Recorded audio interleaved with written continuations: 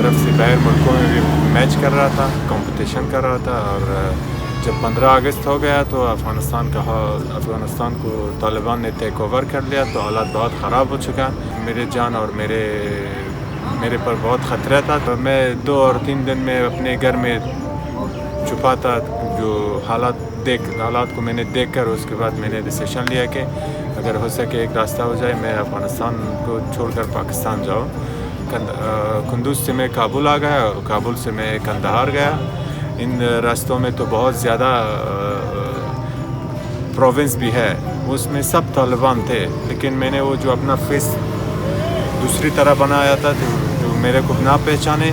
میں نے اپنے آپ کو کوئی اسپن بول تک چمن بوردر تک میں نے اپنے آپ کو پہنچا دیا. میں اسلام آباد پہنچ گیا تو اس کے بعد ابھی 1 سال ہو گئے میں پاکستان میں ہوں اور ابھی میرا گھر بھی نہیں ہے، کچھ بھی نہیں ہے. میں نے جاب کے لیے بھی بہت جگہ جوائن کیا. میرا 1 سال کا ویزا بھی اپلائی بھی کیا تھا، وہ بھی ختم ہو رہا ہے ابھی.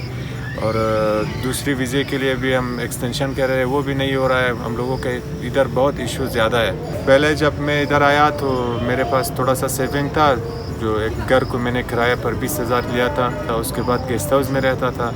ابھی میرا سیونگ وہ سب وغیرہ ختم ہو گیا ہے. اور میں جب اس جگہ کو میں نے چھوڑ دیا کیونکہ میرے پاس کرایہ وغیرہ کچھ بھی نہیں تھا. ابھی اس کو میں نے چھوڑ دیا ہے، آ گیا ہوں میں ادھر اس کم میں جو پروٹیسٹ والوں کے ساتھ ایک ساتھ مل کر پروٹیسٹ کر رہا ہوں، ادھر میں ہوں.